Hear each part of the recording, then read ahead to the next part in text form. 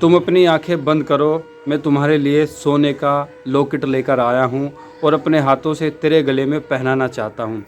जैसे ही पत्नी अपनी आंखें बंद कर लेती है तो पति चाकू से ताबड़तोड़ वार करके अपनी पत्नी का गला काट देता है और 7 महीने की पत्नी सपना तड़प तड़प कर मौके पे ही दम तोड़ देती है।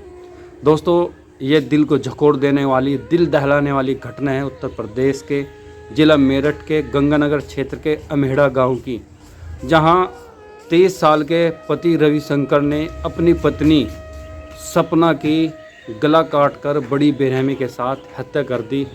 तो क्यों रविशंकर ने अपनी पत्नी को मारा?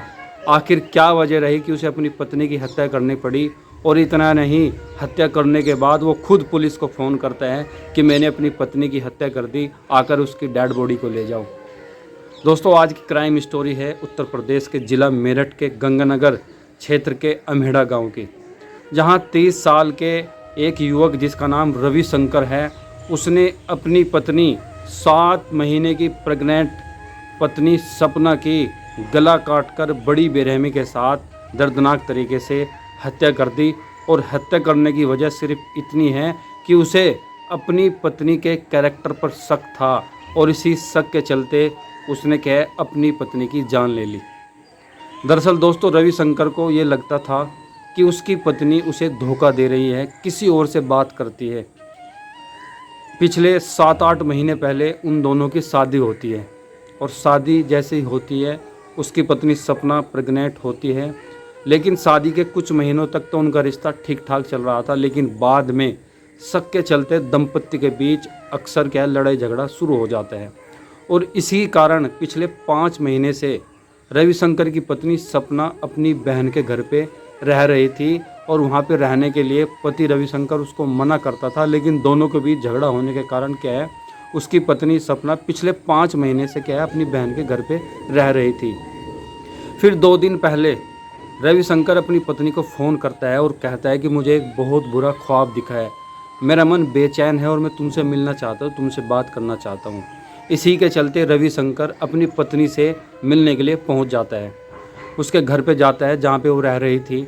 और क्या है, बात करने के बहाने दरवाज़ा बंद कर लेता है और दरवाज़ा जैसे ही बंद करता है और कहता है अपनी पत्नी को कि तुम अपनी आंखें बंद करो, मैं तुम्हारे लिए सोने का लॉकेट लेकर आया हूँ और अपने हाथों से क्या है तेरे गले में पहनाना चाहता हूँ।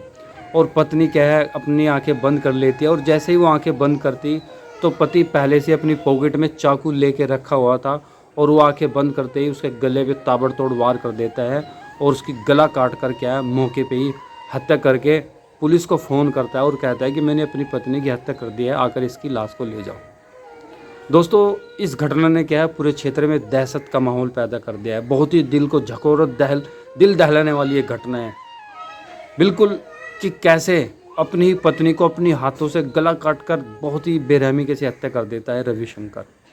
और डरता नहीं है, बाद में पुलिस को भी फ़ोन करता है कि मैंने ही अपनी पत्नी की हत्या की है। दोस्तों, शक एक ऐसा जहर है, एक ऐसा अभिशाप है जिसने न जाने कितने रिश्तों को बर्बाद कर दिया, कितने घरों को बर्बाद कर दिया। अक्सर हम शक के चलते अपने रिश्ते खराब कर लेते हैं, लेकिन जब तक हमारे पास कोई ठोस प्रमाण नहीं होते, हमारे पास बिल्कुल सच्ची जानकारी नहीं होती, तब तक हमें कोई भी ऐसा एक्शन नहीं लेना चाहिए ताकि बाद में हमें इसके लिए पछताना पड़े। अगर रविशंकर बातों को समझता और चीज़ों को समझता और वास्तविकता का पता लगाता तो आज उसकी पत्नी भी जिंदा होती और वो भी जेल की सलाखों के पीछे ना होता। खैर, सपना के साथ जो हुआ बहुत बुरा हुआ, ये बहुत ही बड़ा जघन्य अपराध है। अब इस घटना को तो वापस नहीं लाया जा सकता, लेकिन रविशंकर अब अपनी बची हुई ज़िंदगी जेल की सलाखों के पीछे काटेगा।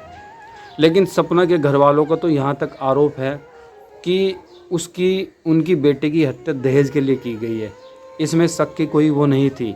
लेकिन रविशंकर ने तो पुलिस के सामने जो स्टेटमेंट दिया वो दिया कि मुझे अपनी पत्नी पे क्या शक था, मुझे ऐसा लग रहा था कि वो कहीं और बात कर रही है, वो मुझे धोखा दे रही है, इसी के चलते मैंने उसकी हत्या कर दी। खैर, जो हुआ बहुत बुरा हुआ।